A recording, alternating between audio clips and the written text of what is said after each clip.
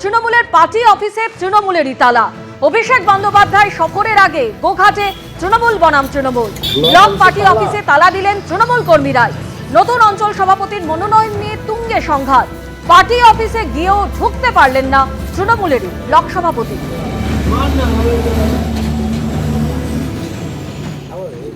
বর্তমান ব্লক সভাপতি উনি ওনার মতন অঞ্চল সভাপতি গঠন করে পাঠাচ্ছেন এবং যাকে পাঠিয়েছেন উনি হচ্ছেন পঞ্চায়েত ভোটের নির্দল প্রার্থী হয়ে খেটেছিলেন। ওই ব্যক্তিকে অঞ্চল সভাপতি আমাদের করছেন আমাদের ব্লক সভাপতি কাজল রায়। ওনাকে অঞ্চল সভাপতি করলে কিন্তু আমরা এই জায়গাটায় মুখ্যমন্ত্রীকে ভোট দিতে পারবো না। তাই বলছি, যদি ওনাকে ওখান থেকে অঞ্চল সভাপতিকে যদি না সরানো হয় আমাদের এই বৃহত্তর আন্দোলন চলবে। দেখছি আমাদের দলের কিছু কর্মী তাদের রাগ অভিমান আছে কি অফিসে চাবি মেরেছে শুনলাম আমি, তো আমি দলকে বিষয়টা জানিয়েছি। দল যা সিদ্ধান্ত নেবে সেটা মাথা পেতে নিয়ে কাজ করবে। অঞ্চল সভাপতি কারা তৈরি করছে সেটা তো অভিষেক বন্দ্যোপাধ্যায় বলতে পারবে। আমার কাছে এখনো তথ্য নেই যে সেই বিষয়টা তারা জানলে কীভাবে জানতে পারছে। এটা ভুল ধারণা, এটা অনুমান করে তারা কিছু করতে পারে হয়তো, তাছাড়া অন্য কিছু। দলটাতে তো কোনো ভালো লোকের স্থান নেই।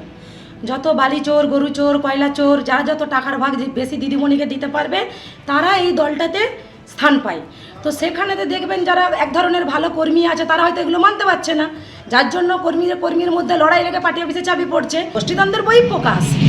একটা দলকে মানতে পারছে না, ভালো দল চোরকে মানতে পারছে না, চোর ভালো দলকে মানতে পারছে না, যার জন্য দলের প্রভাব এটাই, এর জন্যই পার্টি অফিসে চাবি। তো দিদিমণি ফাইল নিয়ে ছুটছে, দিদিমণি ভাইয়ের তালা চাবি নিয়ে ছুটছে। গতকাল ওই যে বাঁকুড়ায় ফর্ম 7 ভর্তি গাড়ি যে উদ্ধার করা হয়েছিল, যেখানে 3 জন বিজেপি কর্মীকে গ্রেপ্তার করা হয়েছিল, তাদের জামিন দিয়ে দেওয়া হয়েছে। ধৃত 3 বিজেপি কর্মীরই জামিন মঞ্জুর করা হয়েছে।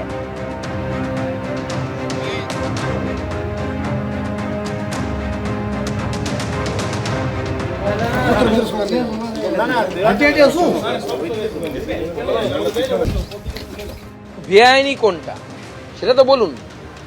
বিজেপির বুথ সভাপতিদের কাছ থেকে BLA 2দের কাছ থেকে ফর্ম এসেছে।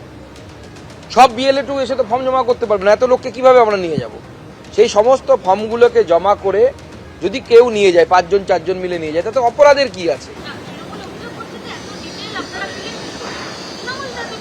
তৃণমূলের যোগ্যতা নেই, 12 পাস নেতা কোথা থেকে পাবে? আমাদের যোগ্যতা আছে। একজন ফেক PhD ধারী ওদের নেতা, আর একজন 12 পাস নেতা কোথা থেকে পারবে? আমাদের AI আছে, আমরা নিজেরা পারবো না? আমরা করতে পারি।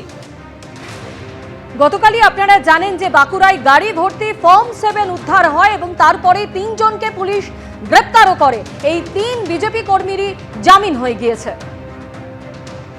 বিজেপি ঝাঁপিয়ে পড়েছে, ফলে যে কোনো মূল্যে নাম কাটতে হবে। চক্রান্ত দেখেছেন ফর্ম 7 কিভাবে গুচ্ছ গুচ্ছ পাওয়া যাচ্ছে, বাঁকুড়ায় পাওয়া গিয়েছে বিজেপির গাড়ি থেকে।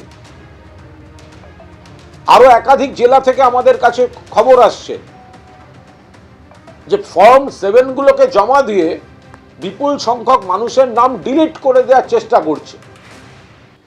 পরে তো পরেরটা হবে, আপাতত তো এই ভোটে এতগুলো মানুষ বাদ হয়ে যাবে। ভোটার লিস্ট দেখে দেখে কিছু জায়গায় বিজেপি ফর্ম 7 জমা করতে নেমেছে। ডিলিশন, হিয়ারিং ছাড়াই আগে কেটে দাও।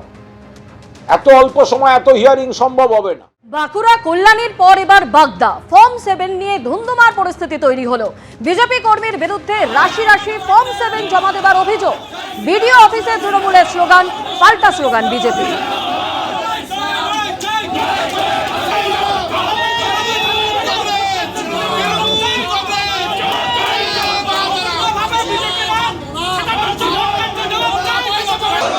অন্যদিকে হাওড়ার ছবি রেখেছি আপনাদের সামনে, যেখানে ফর্ম 7 জমা না নেওয়ার অভিযোগে বিজেপির তরফে বিক্ষোভ দেখানো হয়।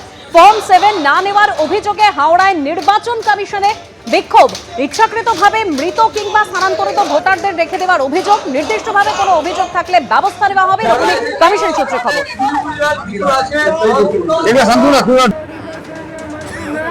একদিকে যখন দেখা যাচ্ছে যে ফর্ম 7 নিয়ে বিভিন্ন জায়গায় একাধিক অভিযোগ উঠছে, অন্যদিকে আবার এমনও দেখা যাচ্ছে যে খসড়া তালিকায় নাম বাদ, এবং তারই প্রতিবাদে এই মুহূর্তে ভাঙড়ের ছবি আপনাদের সামনে তুলে ধরছি, যেখানে চলছে বিক্ষোভ।